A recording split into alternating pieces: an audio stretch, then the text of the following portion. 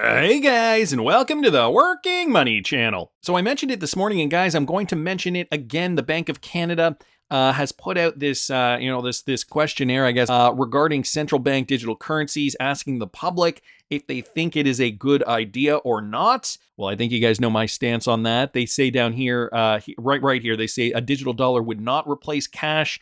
I'm very, very skeptical of, what they are purporting here, but this is a survey. You can click next here. I'm going to link this in the description of the video. So for any Canadian who is watching this video today, please, go to the description of this video, click on this link, and, put in your opinion. Obviously, CBDC, central bank digital currencies, are a mechanism for control, and we do not want, countries around the world to be going down like this. We've already seen central bank digital currencies being adopted in other countries, who are actually widely rejecting them. A lot of the uptake they thought would be quite higher, and I don't know what the stats are off the top of my head, and I don't even know what country it is, but I did remember seeing a statistic saying that, this particular country did roll out a central bank digital currency, and, the people widely are just rejecting it. I think it was only about an 18% uptake, something like that. So if you are Canadian, maybe even if you aren't Canadian, I don't know how they verify the responses for this. I will link this in the description, and please, give your opinion about central bank digital currencies. We do not want to be beholden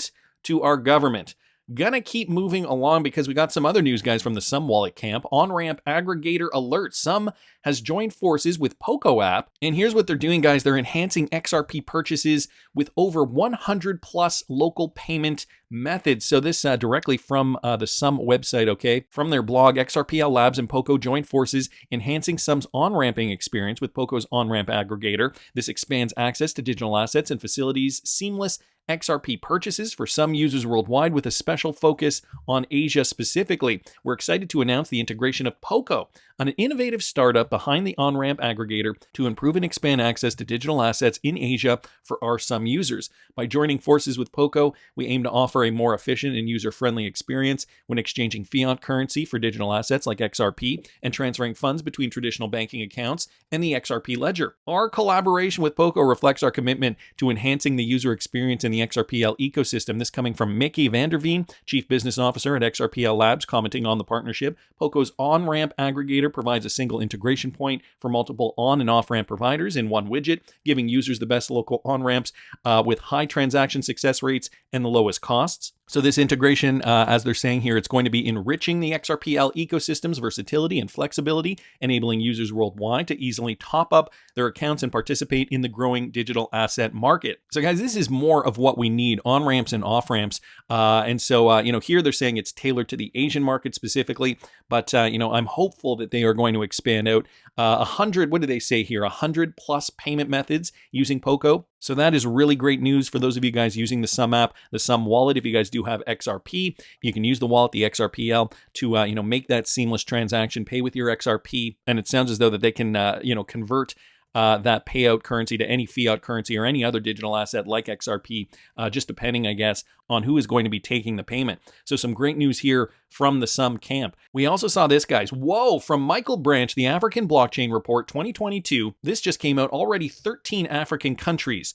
are utilizing Ripple and XRP. So this with regards to African Blockchain Report 2022, reported by CVVC in collaboration with South Africa's Standard Bank, reveals that Ripple and XRP are already utilized in 13 African countries. In the report, which was released late last month, but has gone unnoticed in the XRP community. I know Wrath of Kahneman did pick up on this, so I'm going to be getting to his comments shortly. But according to the report, though, the opportunities for digital payment service providers like Ripple in Africa are overwhelming. While the region has already made significant progress in recent years, much of the potential is still untapped. By 2025 alone, they say, electronic payment revenue is expected to grow 20% to $40 billion.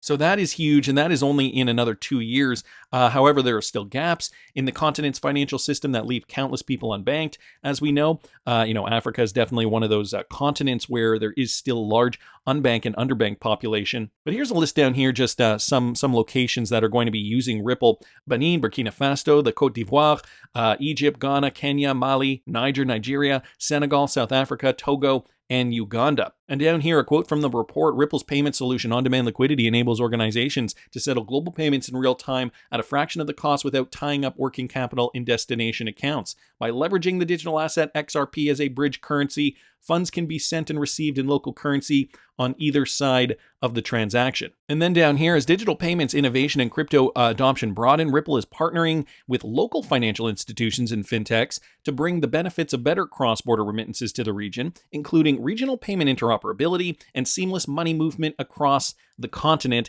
And they also mentioned MFS Africa, okay? That is the ODL partner that is based in Africa that is going to service the African continent. So Wrath Economan was originally the one who brought this up. Some excellent news for Ripple in detail with regards to this report. I also wanted to mention here that this is in conjunction with Standard Bank. And guys, I do have the report up here as well if you do want to peruse at your leisure.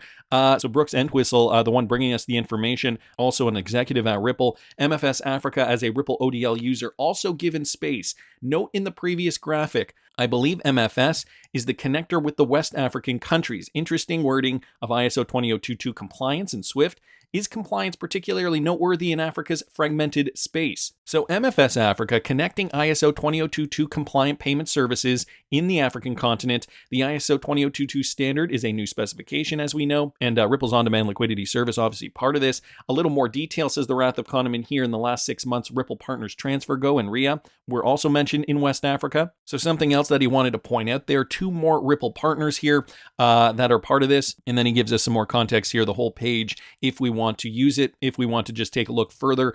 So guys, I am going to link this in the description of the video along with the original report here, and of course this article here from Michael Brand. So I wanted to thank Michael and the Wrath of Kahneman just for letting us in on that. New updates in Africa, guys, utilizing RippleNet technology. All very good, very positive. Things are moving in the right direction, so I'm very happy about that. Meanwhile, we got Charles Cardano here. I keep wanting to call him Charles Cardano. Charles Hoskinson here, the creator of Cardano. Okay, extra, read all about it. From Wheezy at Nerd Nation Unboxed. He's still belly aching about the XRP community. Can you guys believe this? The founder says the XRP community manipulated his remarks to a lie beyond recognition. Charles, why are you still paying us attention? I thought you were going to leave us alone. Didn't he even say that? Didn't he say, like, I'm not going to engage with this community anymore because they're blah, blah, blah, or whatever it was? Stéphane Hubert, a crypto influencer, reignited the debate on the matter. So Stéphane Hubert did point this out. It is a ridiculous idea to claim Hinman's speech on Ethereum was pure coincidence. But anyone who claims that this scandal is just an absurd conspiracy theory must believe Hinman's policies and Clayton's backing was mere happenstance, which again is just a ridiculous idea. Well, Charles Hoskinson did come out and respond to this after Mr. Hubert did tag him in a tweet. Charles said it's an absurd conspiracy theory because it's just normal that the asset with the most powerful backers got a free pass, which basically is the very conspiracy we point at. LOL. Well, Charles Hoskinson did respond. He said, I said the concept that the entire SEC is united against Ripple by bribes from Ethereum insiders is a conspiracy. Given that now Coinbase, Kraken, Bittrex, Tron, and dozens of others have been hit, it seems more accurate than ever. Following a response from another individual, Hoskinson remarked, that was my statement. It's always been my statement. The XRP community has manipulated it to a lie that is beyond recognition. They now mock and hate me. I stand by my original statement. There is nothing more to say on this topic. You said that last time, Charles. You said that last time, yet you still come back for more punishment. Anyway, I feel like the XRP community now is just, kind of just trolling this guy. Why would you even come back? That's the worst thing you can do. After you've said, I've had enough, I'm not going to engage anymore, I'm not going, because I'm pretty sure he said that. Put it down in the comments if you guys remember that the same way. He said that. Now he's coming back and making excuses and still bellyaching about the XRP community, making fun of him or calling him whatever. I don't know. It's all kind of childish if you ask me. Wheezy responding to this, though, Charles is making the claim that everything we're saying is false and manipulated. It's on him to disprove us, not on us to disprove him. Charles makes the claim, now back it up. We already backed it up. Ball's in his court. If you can't prove it, then he needs to shut up and sit down. And I tend to agree. I mean, he's a smart guy, as Digital Asset Investor says here. I like Charles and agree with him on so many things, but we can play the videos here now and show exactly what was correct and what was not. We are XRP. We have the receipts. Digital Asset dude down here saying, was thinking the same thing, DAI. I just can't understand someone like him that's so smart and to think the way he does about Ripple and XRP. YVR Digital down here saying, why can't people take ownership for their actions, particularly when it is captured on video? It's called narcissism. Charles is a narcissist. Not sure how anyone can successfully debate otherwise. I know Charles would disagree, but that is the expected MO of a narcissist. I'm not going to go that far. However, it is pretty ridiculous that he would come back and, I just think it's ridiculous that he would come back after saying that he would not come back anymore. That to me is what got me giggling this morning. Anyway, that's the latest from Charles Hoskinson, not Charles Cardano, Charles Hoskinson here. And so, I mean, a lot of things have been caught on video, like this clip here, the former commissioner of the SEC, Robert Jackson, talking about the Hinman speech, brought to us by Wheezy at Nerd Nation Unboxed. The first is the director of our division of corporation finance, Bill Hinman, gave a terrific speech about a year and a half ago, where he laid out a framework for how we are thinking, how our staff, and at least how I think, about whether a particular cryptocurrency is going to be thought of as a security. And that framework is a first cut. It doesn't answer every question, but it gives you a sense of the various things that we think about under the famous Howey test that dictates whether something is likely to be treated as security.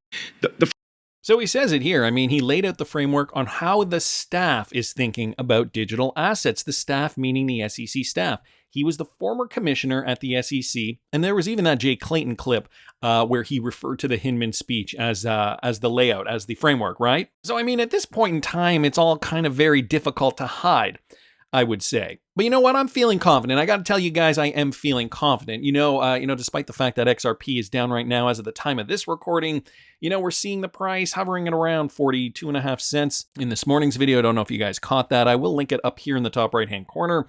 I was talking about a few things. One of them was XRP price. I was going back to this idea that we could see these lower lows before we really start to move up. I was also discussing the $200 million that Ripple has spent on the lawsuit. Now, that to me spells confidence. I think this company is taking on the SEC. I really do think we are going to win. And I mean, I have now for months. But there was something else that Jungle Inc. mentioned in a video he did yesterday. And if you guys didn't catch Jungle's video, the link is in the description. It looks like this. Something strange is going on.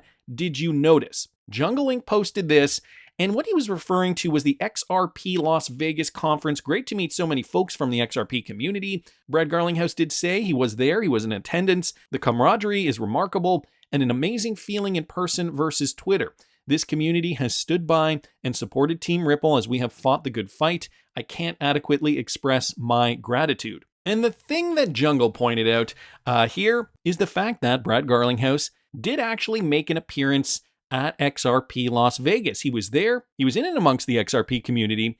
And so, I mean, there's so much on the line. A $200 million lawsuit. Brad Garlinghouse showing up. What Jungle says in his video is that, would Brad Garlinghouse be willing to risk it all by being seen in public with the XRP community? Obviously, a bunch of community members who are, fans of the cryptocurrency, fans of XRP, looking for XRP to moon, if in fact he was not confident that Ripple was going to win the lawsuit. Jungle Inc. brings up the fact that, his lawyer would probably tell him, Brad, we're still a bit iffy on the verdict on this case. You probably should not make an appearance at this very, very public event that's going to be documented.